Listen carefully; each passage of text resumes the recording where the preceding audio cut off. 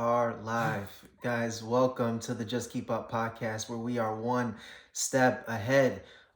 Today's episode 6, and it's also Monday. So we're going to be covering Monday sports, predominantly football, guys. Basketball is going to come very, very soon. We're excited to bring basketball season to you guys, but at the moment, it's still NFL. So we're going to be covering that. But with just NFL, we have a jam-packed episode. Lots to get into, lots to talk about. But in the meantime, guys, if you enjoyed what you've seen so far, definitely like and subscribe. Get us to impact as many people and to reach as many people as possible. But other than that, I'm going to turn it over to you, bro. Okay, so our first topic of the day.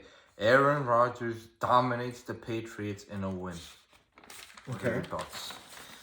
Yeah, so my opinion on the Jets and Aaron Rodgers beating the Patriots is, that was a fantastic game. From start to finish, Aaron Rodgers had his fingerprints all over the game. The way that he was being, the way that he was playing field general, the way that he was dictating the pace of the game. Bro, like, this is the reason why I fell in love with Aaron Rodgers. Just watching him all the years in Green Bay. The first couple of games, it took him to get the feel back. This guy hasn't played in over 400 days. This guy, it's his first season with a new team, new chemistry, new group of guys. So for him to come out there and, pretty much dictate the pace of the game in just game number 3, that's pretty impressive, bro. Those are one of the reasons why I fell in love with him. And, obviously, the quick release, he's always had that since game 1. The release is there, the arm strength and the arm talent is there. But what we all wanted to see, Jets fans, NFL fans, everyone, what we all wanted to see was him moving in the pocket and eventually scrambling out of the pocket. How would he look? And he looked terrific. They said that he ran over, like, for the game, they said he ran like over 180 yards or something like that. So they said that's the longest he's ran in a football game since 2017. So that's how, like, active he was, moving in and out of the pocket. So that's what we wanted to see. That's what NFL fans wanted to see, Jets fans and Rodgers fans. Another thing that we wanted to see was him throwing on the run. This has been a problem probably since, like, I want to say 2021, where he wasn't throwing on the run as effectively as he used to. But now, or at least in the Patriots game, he threw really well on the run. And so, you're starting to see that, that play style get implemented. If he can continue to do this, the Jets are, like, there are no doubt about it, Super Bowl contenders. If he could play like that, picking the game apart with his mind, being mature about it, not making mistakes. There's a stat that shows that there's only 2 quarterbacks in the league that hasn't had turnover-worthy plays. So not just turnovers, but turnover-worthy, like dropped interceptions or, fumble, but your team recovered. He's one of 2 quarterbacks in the league to not have 1 turnover-worthy play. So if he can continue to bring that type of style and that type of leadership to the Jets, bro, they're going to be scary. The only thing that we need to see now unlock is the connection with Garrett Wilson. If we could see him have the same connection with Garrett Wilson as he did with the Devontaes in the past, the Jordy Nelsons in the past, the Cobbies, the Randall Cobbs, if we could see him have that connection with Garrett Wilson, bro, it's going to be scary. It's going to be scary. So that's my final take on it, bro. Aaron Rodgers looks great. He looks great back there. He's having fun. He's leading the guys. And, if he can continue to play this way, the Jets are going to be in a fantastic position in December. Okay.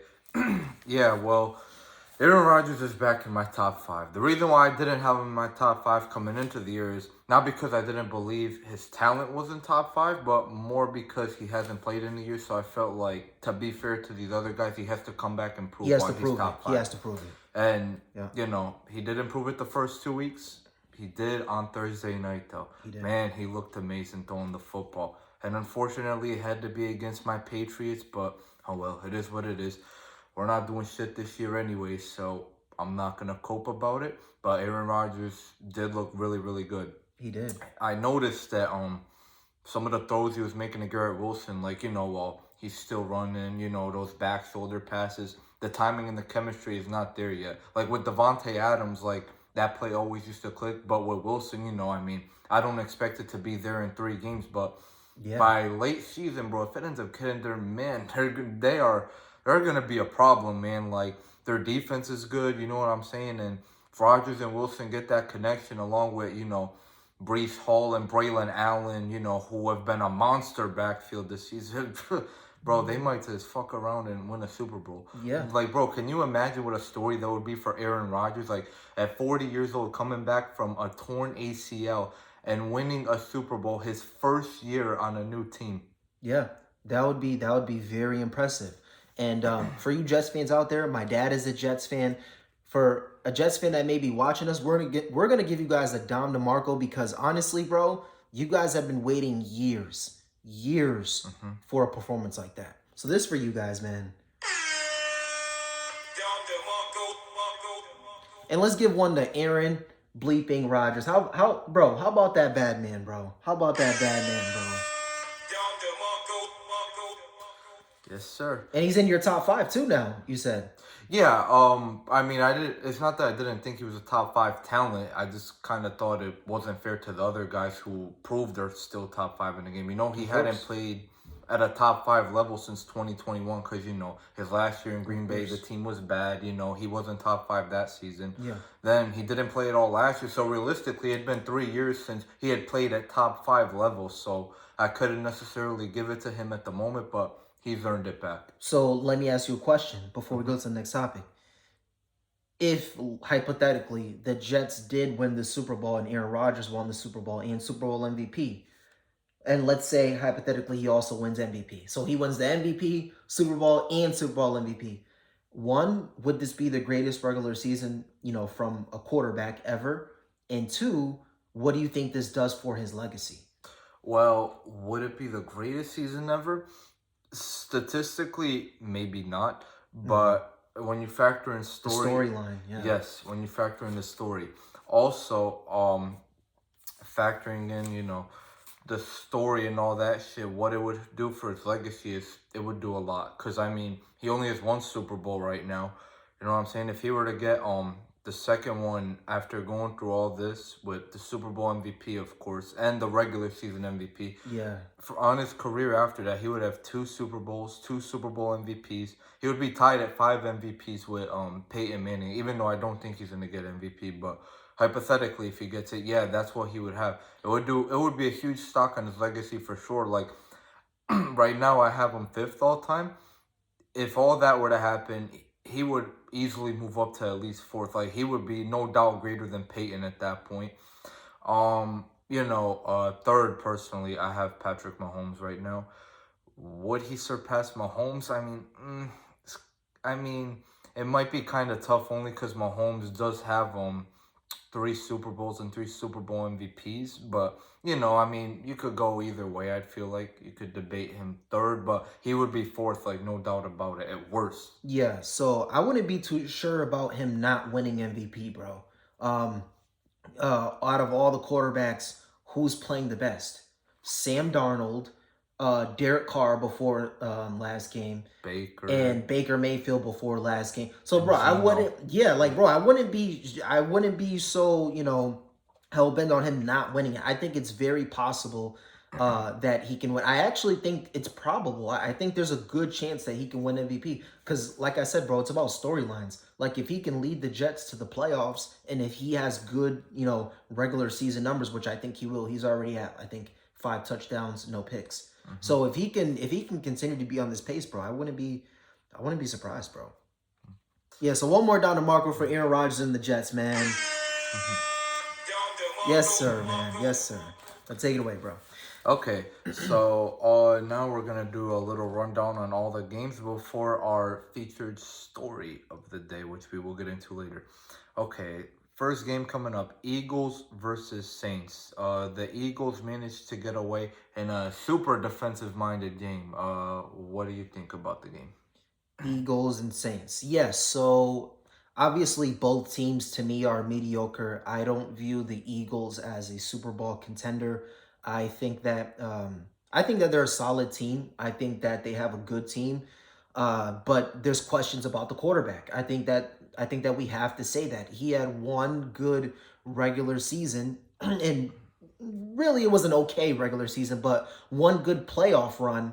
But other than that, that's all that we've seen from Jalen Hurts. And I mean, the numbers back me up. The playoff performances prove it. The firing of the OC during the middle of the season proves it. There's questions about their head coach. I personally, I mean, it's not that I hate him, but I just really don't like his demeanor at times and the way that he calls plays and the way that he goes about the game. There's questions there.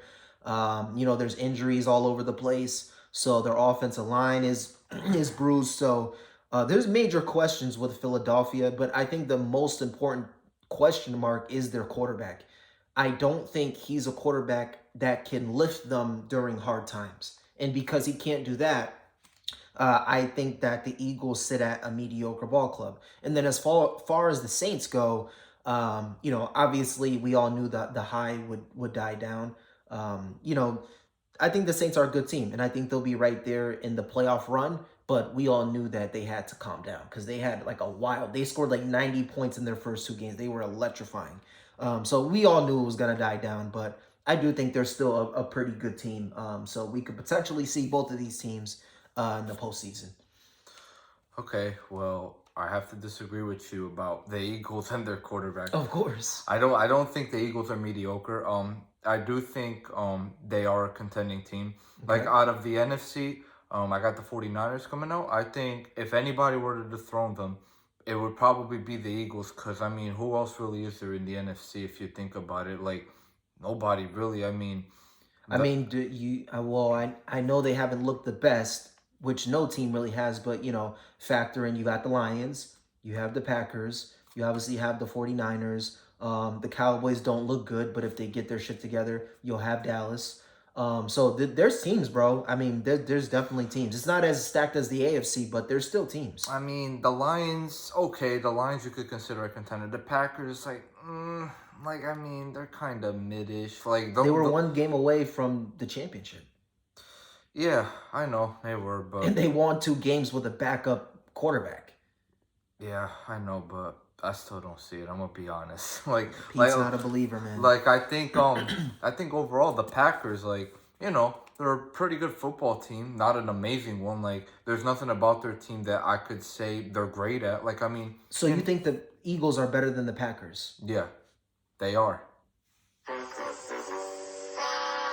Okay. Do you think Jordan Love is better than, or do you think Jalen Hurts is better than Jordan Love? Yes, I do. Yes. Okay, let me speak on the Eagles a little more.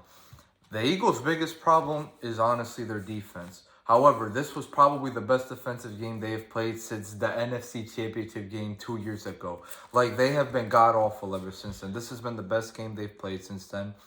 Jalen Hurts, he's a good quarterback. I have no questions about him. I don't think he's only had one good season. I think he was pretty good last season and even the season prior to the Super Bowl season. You said he was good last season? He was. Bro, we can bring up the numbers. He was terrible last season. He had 38 total touchdowns for the season. Bro, no, don't give me that total crap. Don't give me that total crap. He did. Bro. He did. Bro, we could pull up the numbers right now, bro. Bro, go ahead. I know his numbers, bro. He had 38 total touchdowns and 20 turnovers. I know his numbers. 20 turnovers is a good season, bro? I could give it to you. I could tell you that myself, bro. Is 20 turnovers a good season? 20 turnovers. 20 turnovers. He had 38 total touchdowns. No, I'm asking you, is 20 turnovers a good season? Well, when you factor in that their offensive coach was garbage, yeah. When you factor in the 38 touchdowns as well. Bro. Yes. Bro, LP in the chat, bro. LP, bro. So therefore, I have no questions about About Jalen Hurts You being have a no problem. questions about zero. No, I don't have questions at all. Bro. Bro, they have a good overall offense. They got AJ Brown, they got Devontae Smith, they have Saquon Barkley. They're the second best team in the NFC right now. Bro, that's wrong, bro. Nah, that's correct. That's wrong, bro. And they are better than Green Bay. Bro, no. No, that's just wrong, bro. I mean, like I said, again, they have questions at quarterback. They have questions No. about their head coach. Bro, the only thing that they know for sure is Jalen Hurts going to show up? That's a question mark. That's the only thing that we know for sure. That's the only thing we know for sure, bro. The is question Jalen mark, Hurts gonna the question show mark up? is their defense. Their defense is the question mark, bro, because these guys have seemed like they could even defend a parked car for over a year and a half before yesterday. Their defense is the biggest question. I don't have questions about Hurts. I don't have questions about their wide receivers. I don't have questions about their offensive line. Their offensive line? You don't have questions about their offensive line. I mean, their line isn't the greatest, but considering that, their weapons are so good, no, not really. They should be able to get away with it. I mean, last season, I felt like the line was, kind of a problem. But since they got Saquon out of the backfield now, he could make up for that. So I don't have questions about their offense. Their defense is really what concerns me. But their defense did play really good yesterday. But we'll see if they can keep it up. Yeah, bro. I'm not going to continue to break your stones about the Eagles. We're always going to go back and forth about that. But I'm telling you, bro, I wouldn't be shocked. I would not be shocked. And I'm calling it right now, episode 6. I would not be shocked if the Eagles missed the playoffs. Over who, though? Bro, anybody. The Cowboys fucking suck, bro. That's the second best team in the division. Listen, man, we don't know. We don't know how this season is going to turn out. But I'll tell you this. I would not be shocked if the Eagles missed the playoffs. And I would also not be shocked if questions start to illuminate where it's like, is Jalen Hurts that guy that's going to carry us? Because if you remember, bro, the Eagles were going to I'm not going to pretend that Nick Foles was the reason, but when Nick Foles stepped in there when Carson Wentz got hurt, it was like, they were doing pretty fine regardless. So it's funny how regardless of whether it was Carson Wentz, Jalen Hurts, or Nick Foles, they're Super Bowl contenders. So is Jalen Hurts going to be that difference maker with the offensive line declining, with the defense declining? To me, that's a serious question. Well, Nick Foles is a pretty bad example because that was a completely different roster. Like that was 7 years ago? No, that's what I just said, bro. With the team constructed, can he get them over the hump is the question. And I don't think that Jalen Hurts is a quarterback to get them over the hump. That was what was my point. Saying with Carson Wentz. I think he could. It just really depends on their defense. If their defense is just going to give up 30 points every game, no, they're going to fail. So you agree, though, that Jalen Hurts has yet to prove that, though? Because whether it's his postseason numbers, whether it's his regular season numbers, they're not there. They're not there. Not really, bro. I mean, if you go back to the Super Bowl, his defense literally gave up 38 points that game. He was right there. I mean, he played the game of his life. I mean, he couldn't really do much more. I don't think any quarterback wins that game for the Eagles, honestly, like in NFL history. There's really not more you could do than what he did that game. I don't blame Jalen Hurts for that game and not having a Super Bowl, but I blame Jalen Hurts for every single game he's played in his career besides that one. And I think that that's enough evidence to prove that this guy is not an elite quarterback. He's just not an elite quarterback, bro. The numbers say that. The playoffs says that. He had one good playoff game. And that's what the numbers say. No, and so that's just false. Bro, we can go through his playoff games and his playoff numbers. The Super Bowl is his only good playoff game. That was his best one. That was the only good one. But he had a few other good ones as well. Next episode for you guys, we're gonna go through the Jalen Hurts numbers, bro. Episode for you guys, bro. That was the only competent game that he played in the playoffs. The rest of the time, I think he's like 6 touchdowns, 6 picks. We could give the exact numbers, but that was his best one. But he had more good ones, so I have to disagree with that one again. Bruh. Yeah. Okay. Well, there's that topic. We will go back to Hurts next week, potentially. Okay. Our next team up is the Cowboys versus the Ravens. The Ravens were blowing them out. The Cowboys came back, but they couldn't get it done. Bro, they get zero credit for coming back, bro. Zero. Absolutely zero. They get zero credit for coming back. For one, this is what the Cowboys do. They either front run or late in the game they try to spiral up and put points and get stats, etc., and to try to get, bro, that onside kick, completely luck, right? So it's like, bro, you can't go into games that you're supposed to win or that, you should be competitive, and then at the end of the game depend on like wild shit to happen to bring you back into the game. Like, bro, like that's an L, bro. The Cowboys, to me, they got absolutely destroyed during that game. They got out coached, they got out schemed, they got outmatched. I mean, bro, there's a play action pass that they did where literally when Lamar Jackson play action to I think, who was it that caught the ball? I don't think it was Andrews. I think it was the other tight end. But whatever. But he ended up going for like 30 yards and no one was even near him because everybody just committed to the run. Where it's like, what are you guys doing? And like this is the playbook of the Dallas Cowboys, where it's like whenever they play a competent team or a good team, they either A, they're going to front run, or B, they're going to get their ass kicked. And then, but they can't win competitive games. They can't win games that are meaningful. So that's my take on it, bro. This is the same old Cowboys, bro. And honestly,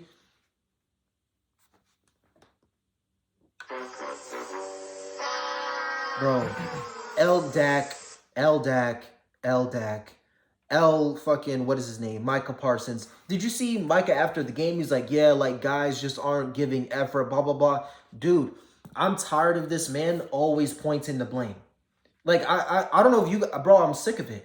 He's always pointing the blame. He's always saying, oh, other guys got to step up. Bro, you have to step up. You have to compete. You have to play. Why is it always everyone else's fault? And then Dak, at the end of the tunnel, he's like, oh, yeah, the haters are going to hate. Like, if you're going to jump off the bandwagon, jump off of it now. Dude, we've been off the bandwagon for 30 years. No one believes in you. No one believes in you, bro, besides silly and idiotic Dallas Cowboy fans. No one's on the bandwagon.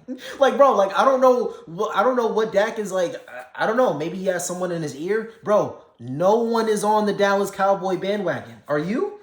Hell no. Bro, no one's on the bandwagon, bro. Like, bro, I don't know. Bro, they're just so delusional. And it starts with their fucking owner, Jerry Jones. It starts with him, with this delusional crap. He said he wants to go all in on the season. And what has he done to go all in? Absolutely and positively zero. They lost their running back. They have zero run game. Their offensive line stinks. The only competent wide receiver that they have is CeeDee Lamb. And you're relying on Dak to get you over the hump, which what we talked about in earlier episodes, that's just not going to work. And so what's going to be the game plan now? You have a mediocre to bad head coach. So, dude, it's just an L. It's just an L all the way around. So I'm starting to get really pissed off with the Dallas Cowboys and their fans and, their media and all this, because it's like you're saying hop off the bandwagon now. Literally no one was on the bandwagon, bro. I don't know one person in history that said the Cowboys are making the Super Bowl other than delusional Cowboy fans. So that's my take on the Cowboys, bro. I'm just really frustrated with them. And then as far as the Ravens, bro, they needed this win really, really bad. I still think they would have been a playoff contender even if they lost. But if they want, obviously them winning is a better situation for them. And then I think Harbaugh, regardless of what everyone says, I think he's a good coach. I think Lamar Jackson is a great quarterback. I think Derrick Henry is a great runner. I think what it comes down to, they have to go back to the fundamentals, and they did that against the Cowboys. They ran the football. Lamar Jackson ran the football. Instead of trying to be this passing team, lean into what you do best, and that's running the football. And so I think, in my opinion, Baltimore is going to be fine. Their schedule says otherwise. They have a really hard schedule. But if they can run the football, I think they'll win enough games to get in. Dallas, on the other hand, L. Like, the only reason why the Eagles might make it into the playoffs is because of the mediocre Dallas Cowboys. Or Dallas Cowgirls, I should say. I only have two things to say about the Cowboys. Number one, Jerry Jones, you were a dumbass. You made Dak Prescott the highest paid quarterback ever. This is the third week in a row I'm going to say it. Number two, Dak Prescott, fuck you. Like, fuck you. Listen, As shitty of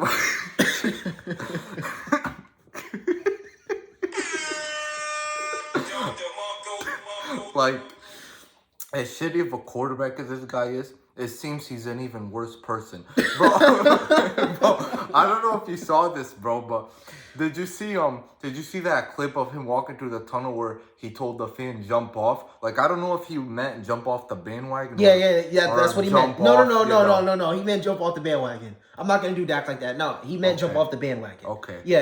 Okay. Regardless, though, that Karina Prescott, fuck you.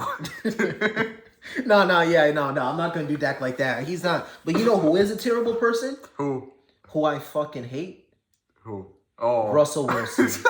Bro, I knew you were going to say I know this isn't a Russell Wilson show, but bro, I hate him. Like, I genuinely have hatred for Russell Wilson. That guy is such a bad person. Whatever, bro. I'm not even gonna get started, bro.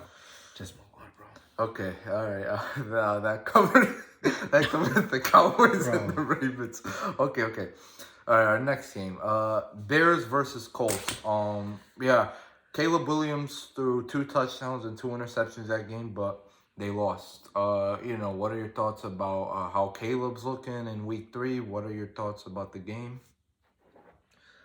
Yeah, so, I mean, I really don't have much to say, bro. I mean, I think it was kind of eyesores on both ends, bro. Just really, really tough eyesores to watch. I mean, both rookie quarterbacks struggled mightily. I mean, did you see that pick where Anthony Richardson threw in the end zone and he just like, it was like, bro, what the hell, bro? The thing with Richardson is, bro, like, this guy isn't a rookie, bro. Like, he played 2 games last season. He missed the rest of the season, but regardless, bro, he had the prep that guys need, and he came back, and the guy can't even freaking throw accurately to a standing rock.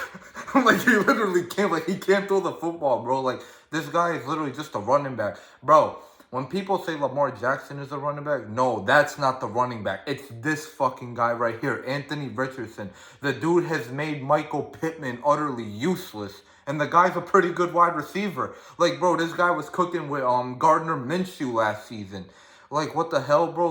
Like Gardner Minshew, this guy is legitimately a backup quarterback. And he had this offense actually, like, cooking. Like, he had Michael Pittman cooking. He had Josh Downs cooking. Now it's Anthony Richardson just overthrowing wide open guys. Like, this guy's fucking terrible, bro. Yeah, it's eyesores, bro. And then Caleb Williams, I think he'll eventually be good, but I'm starting to question if he's going to be great. And the reason why I say this is because I want to see flashes of him making the right decision. I want to see flashes of a quarterback. I don't think it's hard. I don't think this is too hard of a task for me to ask a quarterback to make the smart decision. And a lot of times, Caleb comes across as, I know what I'm doing. I'm just going to do what I do. Like, it comes as like an arrogance where you can't coach him up. Like, did you see, for example, CJ Stroud tried to give him advice, and he was kind of like walking away, and he wasn't really looking at him, giving him eye contact. And it's like, bro, this is a guy who is trying to give you advice on how to be a better quarterback. And for you to just like, yeah, I really don't need to hear it, blah, blah, blah, the arrogance, that tells me you can't be taught. And give me a person that's less talented but wants to learn versus a person that's more talented and is who doesn't want to learn. You know what I mean? Like, give me the other guy. Give me a Brock Purdy's of the world who may not be as physically gifted but wants to learn and is eager to learn. So that's my take on that, is that if the only thing that's going to stop Caleb Williams from being great is Caleb Williams. And right now he is stopping himself from being great. I mean, his performance has been, I'm not going to lie, bro, it's been almost benchable. Like, it's been borderline benchable, where it's like he's just taking ill-advised sacks, doing too much, throwing interceptions, not really on the same page with his receivers, which I understand that'll come, but, just idiotic decisions with the football. That's what I don't want to see. I don't want to see that. And I know he's a rookie, but the decisions that you make now are going to affect how defenses play you later on. Because guess what's going to happen in December and January? The pressure's going to heighten up. And so, if you're making these types of errors, I don't expect him to have touchdowns. I don't expect him to lead the league in touchdowns. But what I don't expect is for you to lead the league in turnovers, right? Like, makes your quarterback. I don't expect you to turn the football over. And so, yeah, that's my take, bro. They're both kind of eyesores, really tough to watch. And I don't think Anthony Richardson is going to be great. I think his ceiling is good. I think Caleb's ceiling is great, but if he continues to be on this path where he's not really coachable, he's arrogant, etc., he's going to cap himself to just being a good quarterback as well. Yeah, I mean, Caleb is making a lot of rookie mistakes, which shouldn't be a shocker to anybody, honestly. Through time, I'm pretty sure, he'll learn on his own. I think he'll learn eventually. I mean, you can say that, but again, it comes down to, are you a person that's going to listen? Are you a person that's going to be receptive to the information that's given to you?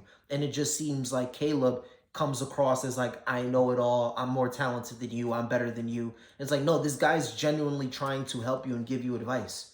And it's like the fact that you're just kind of blowing him off and ignoring him. That's like, that was a red flag for me, bro. Like, you didn't even play a good game, bro. So, I mean, yeah, bro.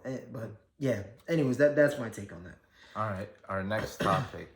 What are the Dolphins going to do? They have no quarterback. Tyreek Hill is dealing with knee concerns, and they look god-awful. I think the Dolphins have to do two things, and that it honestly pains me to say this. I don't want to say this. So that's how I'm only saying this because this is the last option on earth. Is you give Russell Wilson a go. Unfortunately, you call the Steelers and you say, what can we do to get Russell Wilson? Justin Fields has been playing good. He's been excelling in the offense. He's been playing better and better each and every week.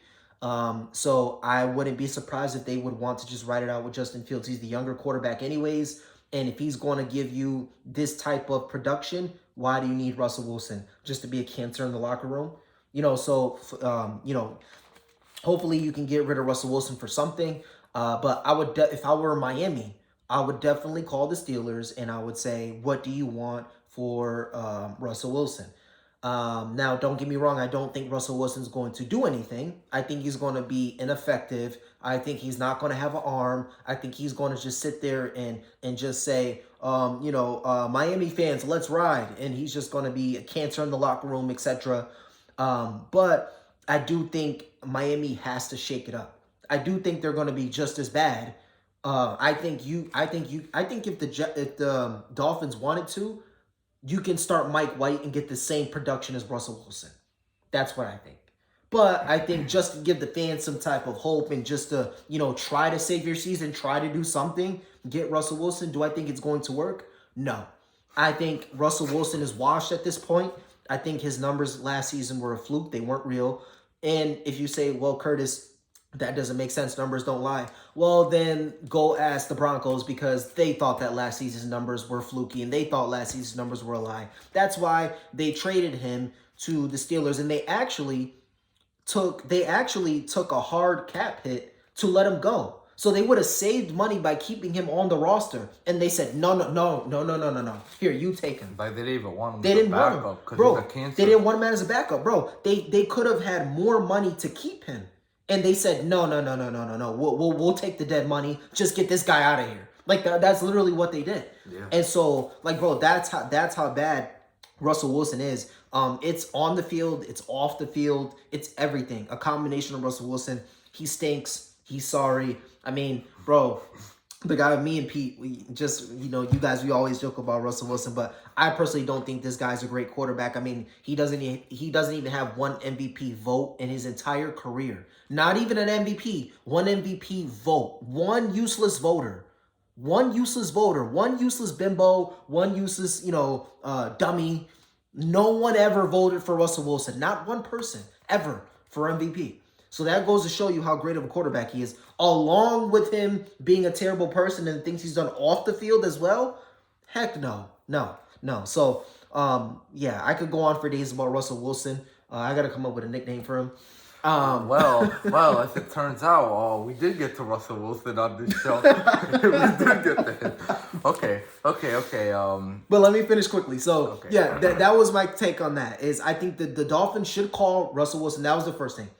I went into a rant about that. I'm sorry, guys. But Russell Wilson. And then my second call would be the backup from the Packers who's replacing Jordan Love. What is his name? Malik Malik Willis? Willis. Yeah, yeah, yeah. Call him and see if he gets something for him. Him and Tua kind of play similarly. Now, I get it. Willis is, better. He's a faster runner and stuff, but they do play similarly where they're undersized, they're small, they don't really have too big of an arm, but they throw on time, they throw on target. And then they try to make plays down the field when they can. So give one of those two guys a call to try to save your season. Otherwise, you're screwed because minimum he'll be back week what? Week Oh well, they put him 7, 8 Well, they put him on IR for 4 last weeks. week, which was week 2. So he has to be out till at least week 7. So week 7 is like the next week he could play. He could play, but remember, that's just when he's on IR. So once he gets off, he has to be reevaluated again.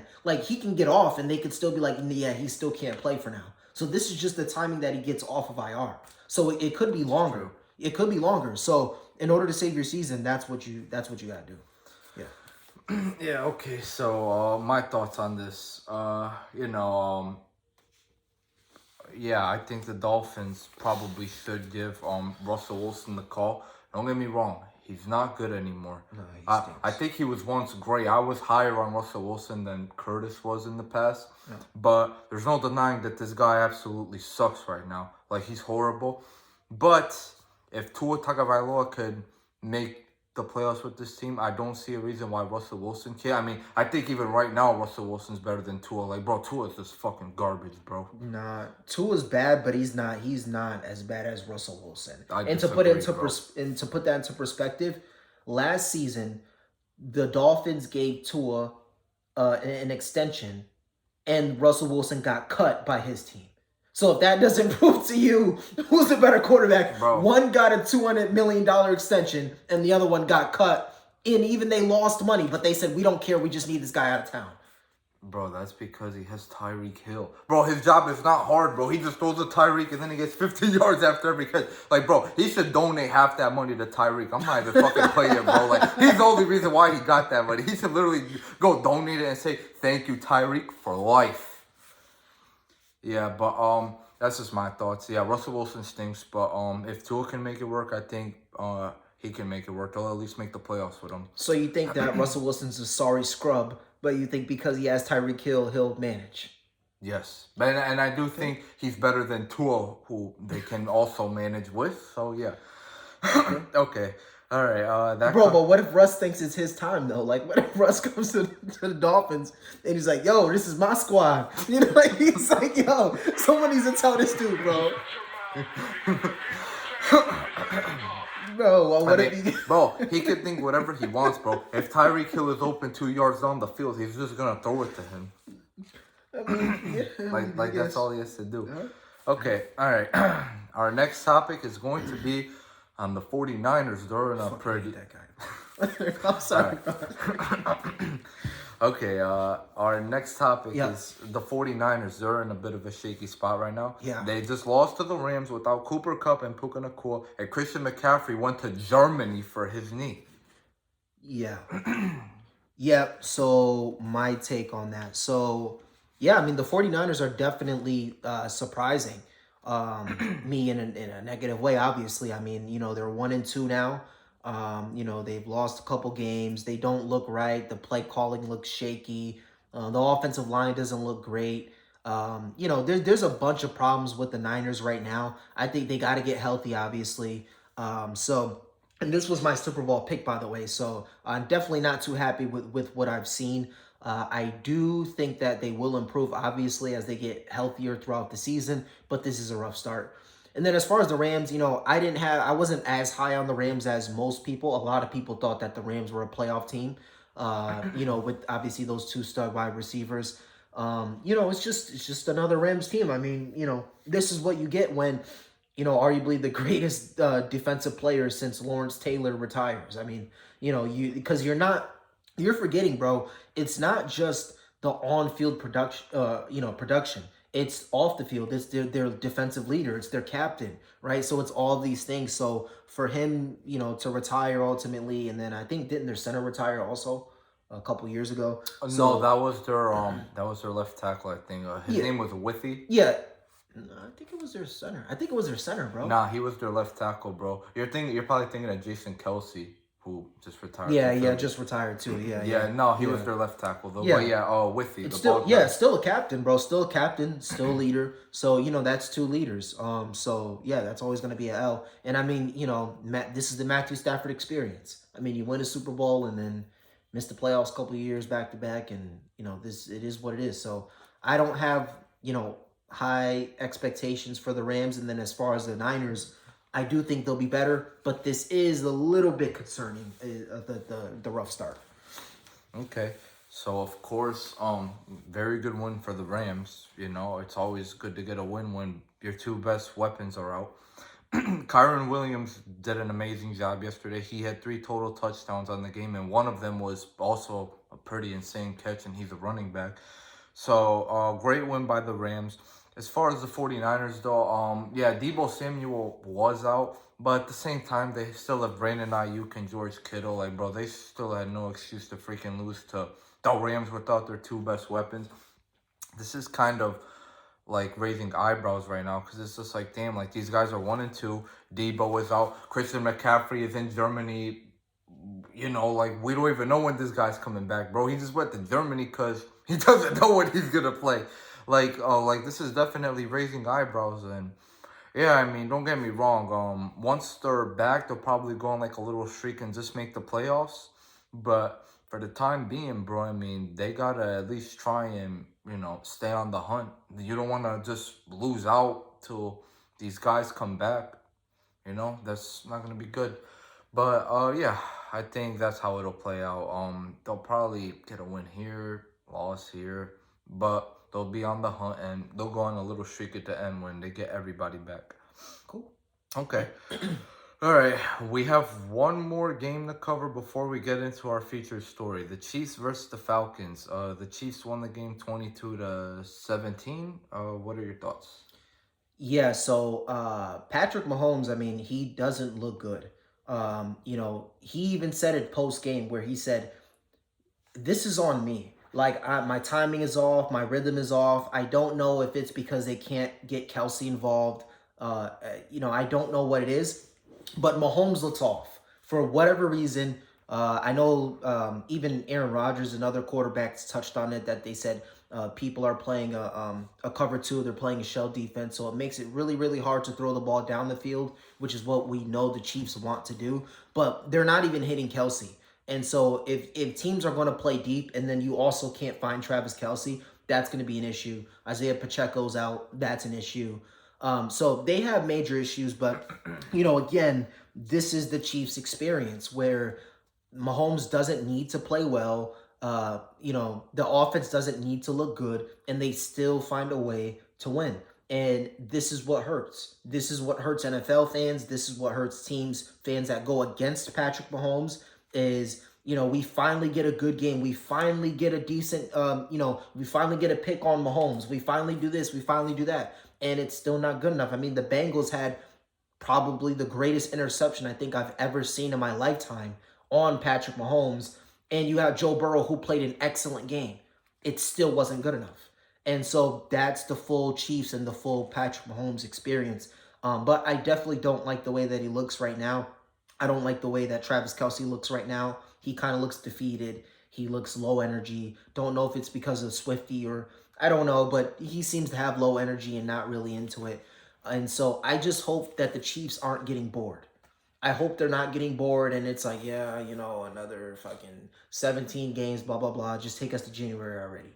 Because when you start to have that attitude is when you start to have the slip-ups. Just ask the Patriots to ask Tom Brady.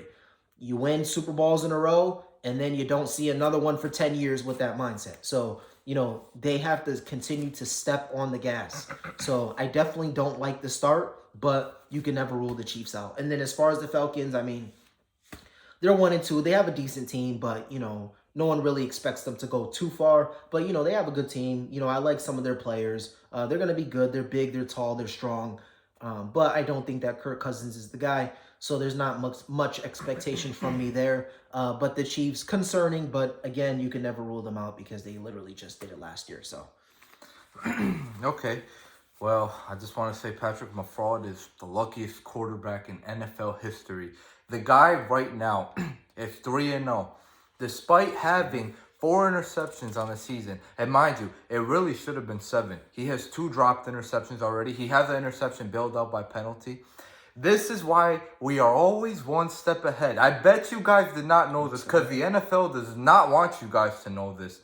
Did you know Patrick Mahomes is the all-time leader already in dropped interceptions and interceptions bailed out by penalty? Like, I bet you guys did not know that. Nah, I'm cooking right now. I'm cooking. I know. I don't need a round of applause. I know. But yeah, okay. yeah, yeah, like, this is the fucking GOAT. Like, and then when I say this guy isn't the GOAT, people are just like, well, what the fuck? He could throw 80 yards down the field. Yeah, who gives a fuck if he's throwing to the other team and then just getting bailed out by like a sack or a fumble on the other end? They're already in the red zone. Yeah, bro. But it turns out they're 3-0. I guess Rasheed Rice really has been carrying him. He really has been. Like, Rasheed Rice looks really, really good. Yeah, I mean, they're 3-0. I mean, all seriousness now, I mean, he should pick it up. But yeah, I mean, this is definitely a very bad 3-0 start. Yeah, I agree, and it's funny that you said that, bro, because I actually have this in my notes. I wanted to give them, I wanted to give the people some stats here. So, since Patrick Mahomes has entered the league, Mm-hmm.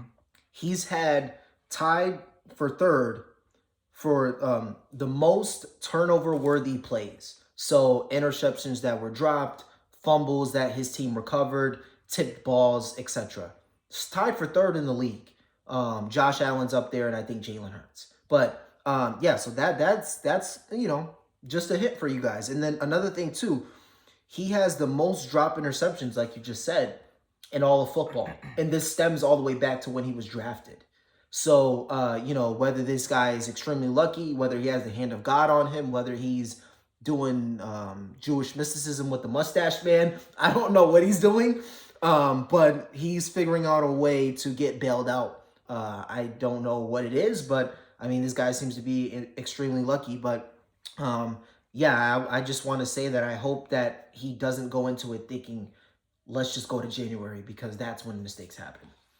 So. Yeah. Okay. All right. So that covers the Chiefs and the Falcons. Now we're getting into our featured story. Okay.